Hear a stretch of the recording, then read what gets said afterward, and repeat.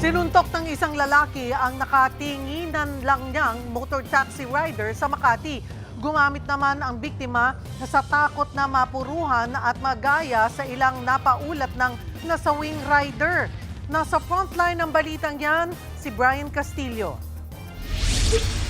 Sa kuha ng CCTV sa latest street sa Barangay Pitogo nitong Lunes, kitang nagbaba ng pasahero ang motorcycle taxi rider na yan.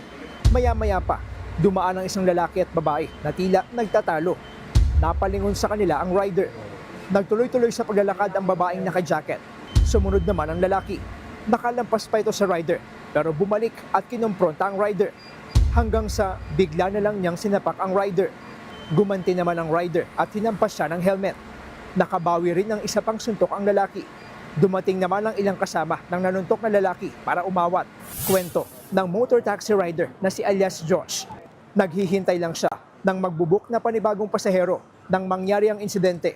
Nagkatinginan po kami ng lalaki ng saglitan lang po. Tapos pagkalagpas po ng lalaki sa akin, bumalik po siya sa akin. Tapos may sinabi na, anong problema? Tapos sabi ko wala po akong problema, nag-aabang lang po ako ng booking. Tapos bigla niya po akong sinunggaban ng suntok. Hindi raw nagdalawang isip si Josh na depensahan ang kanyang sarili.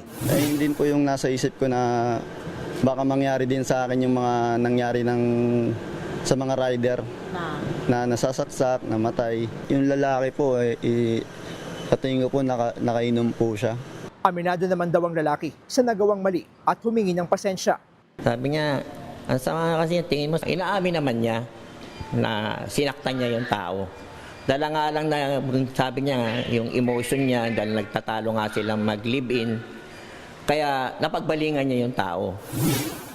Pinagharap din kahapon sa barangay ang rider at ang lalaki para sana pagkasunduin. Pero sabi ng ama ng rider, desidido silang sampahan ng reklamo ang lalaki. Nagbabalita mula sa frontline, Brian Castillo, News 5. Mga kapatid, Cheryl Cosing po. Maging maalam at may pakialam sa mga napapanahong issue at headlines. Mag-follow at mag-subscribe na sa social media pages ng News 5.